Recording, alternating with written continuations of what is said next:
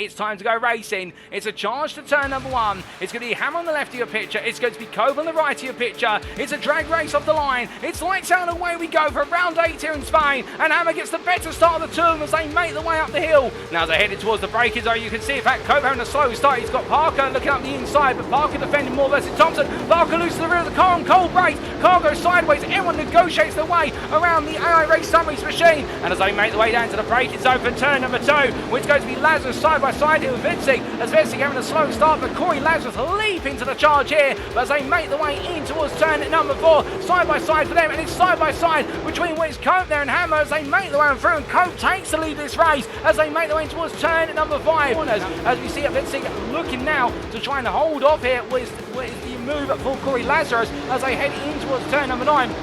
And Lazarus still trying to get his P5 on the Watzig as they head through turn number 10. Goes a bit deep there, does the German driver. Now it's going to be the New Zealand goes on the inside into turns 11 and 12. Side by side they go, and you can see already how this battling has caused them to fall away from the front of the field. And Watzig has to go deep there, and in response backs on the throttle. And Daniel Sedgey gains the place as they make the way towards turn number 13. And on his inside goes Nathan Foster. Foster late on the brakes there, goes all in with the move. Does he get it done, however, as they exit the corner? Went side by side, it's a drag race up the hill. And as they make the way out towards turn number 1 once again, everyone right now in a charge in towards the braking zone. Also Ben Pederson behind as they go onto the anchors, and it's going to be Watzig who defends well here. But before we do, that's Glenn Humberstone who's gone round on the exit, the final corner. The ATEC Tech Racing driver who was third place in the silver class. It's all gone so horribly wrong in a short span of time up to P3 in the class, and it would seem that third place in silver right now is cursed. Now at the time, chasing after was James Parker in turn looking for the move on Eddisford. This was into turn 13. Hiscock's under his own volition under brake. He gets the power down, and that is power oversteer there. The rear of the car letting go as he tried to get the throttle down, and in the end catch the car just in time. Will be upset the rhythm of a lot of drivers, and this is how Lucas Romano started his move. In return around the outside of Chris Rance, with Marcel Fritsch taking a little bit of a cheeky peek there at the inside, but Romano committed to this, and Rance defending, and will stay with this on the replay for the time as they make their way into turn number 2, and Romano is fully committed to the move through turn 2 into 3, but giving Rance some space to play with as they made their way out of 3, and that's where the move was made. We ride on board here with the Australian driver in the 881 as he comes through the right hand of 11. And you notice that he's turning a lot earlier. Watzig goes a bit deep, runs wide. Pederson has to back off here. He has to lift, but this is going to be an opportunity. He looks on the inside of the braking. He goes all in on the brakes. Meanwhile, Watzig's going to try and hold it around the outside, give him some more track room. But Pederson says no, one lot, and he goes for it there. And then Pederson takes P7, but now it's to defend in the run up towards turn number 1. He covers the inside, opens the door slightly there. Watzig tries to peek his nose, and Pederson brings the door to a shut once again. And as they come into the apex, well, this is the corner where it all went wrong for James Parker. There's contact between Watzig and Pederson. They both stop the cars, and by most was Joe Newman comes into the scene at the instant, and all 3 drivers there demoted places as a result. If Newman could break away from this, he may just be able to consolidate that P7 and go hunting elsewhere. But Pederson looking around the outside here into turn number 9. It's going to be a tricky place to go for the move, but he cuts it back on quarter exit. Powell goes a bit deep. Pederson on the inside into 10. Side by side they go in, but Powell is going to be run out of road as a bit of contact. Koemans goes round there, I think of his own volition, and as Powell rejoins, he's going to lose multiple places. Up the inside goes Kenny Ramadan as well. He just squeezed his way into turn number 11. That was risky for the Somalian driver, but he still battles here, including Sean Dobie versus Craig Shield as the Clicks Racing driver trying to make a move for P11 in the silver class versus Shield. The ATEC Tech driver on the outside there. Dobie switches it back to the inside. This could be a smooth move for the Scottish driver as he comes into the brakes. It's going to be a late apex there for what will be Shield in terms of his relative apex that he can make, and Dobie takes the move, does it out of the inside, and that is done and dusted. A nice move there from the 159 driver.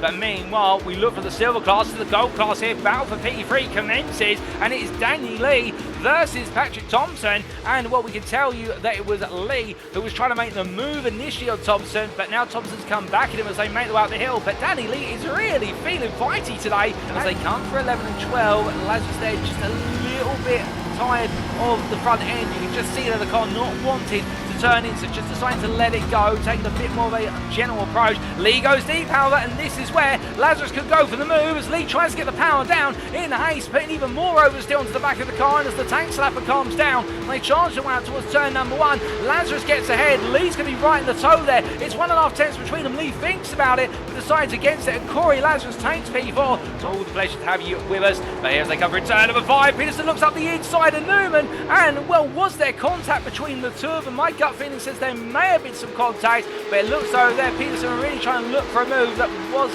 not necessarily there. Oh, here it is, and we ride on board Ben Pederson here, who went for the move, and there was not contact. Pederson coming in a bit too hot for the rear of the car, and you can see they're just having to catch the car, as we do see here the number 62 driver from Germany on his debut for Relive Esports here today in the UKSimRacing Porsche Cup Season 7. Onto the brakes they all go. Pederson comes roaring up the inside like a rocket there, and Watzig does see it coming and decides to let it go. I think conscious of the fact that Pederson definitely feels as though he's in a bit of a different class right now compared to this group, but wants to get the moves done. As Thomsen here in P3 under pressure from Corey Lazarus. Lazarus in the toe there, looking for the move on the brakes into the hairpin. They go into turn 6 side by side, and will they exit side by side? Well, Lazarus will want the place completely. Thomsen being run almost off a road there, but given the space to come back, and as the Danishman looks up the inside into turn 7, he has to back off, and Corey Lazarus there in a firm but fair move takes P3 up to the battle to be P10 overall in the gold class. And this is Ryan Walker.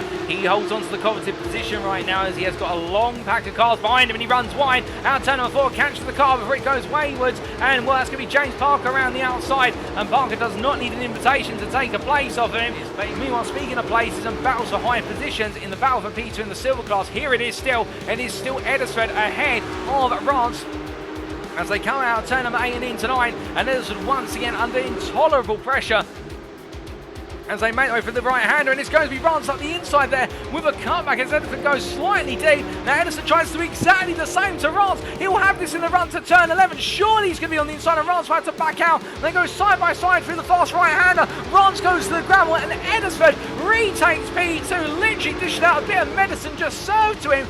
Brilliant racing action between the two of them there, and well, they might be letting Debova run away with this, but right now, in their minds, I think they're battling for the win of this race, albeit they're effectively battling for P2. We also had a back and forth here between Patrik, Thomsen and Danny Lee in the battle for P4 in the gold class. These two have been exchanging the place back and forth, and well, here's a replay from only moments ago when it almost exchanged places into turn 1. You can see Lee looking around the outside here under braking. This was 2 laps back, and as they headed into the right-hander, in the end, it was Thomsen who defended well. Lee trying to switch back to the inside, goes all the way, but then thinks better of it, and that's how Thomsen was able to hold on. But as we return to live picture, Thomsen goes deep at turn 6, and Danny Lee takes P4. Well, the timing there could not have been more critical in terms of us returning to live picture to see that unfold. With 10 minutes to go, should these guys battle and continue to rip lap time out of one another, when we feel safe not to be caught up, as there's contact there between Wes Foster and Powell, as Foster comes to the pit on the inside, locks up the brakes, and well, in the end, for the Empire Motorsport driver, it's all gone wrong, as Nathan Foster has had to be towed to the pit due to damage picked up, and I think that is a premature retirement as well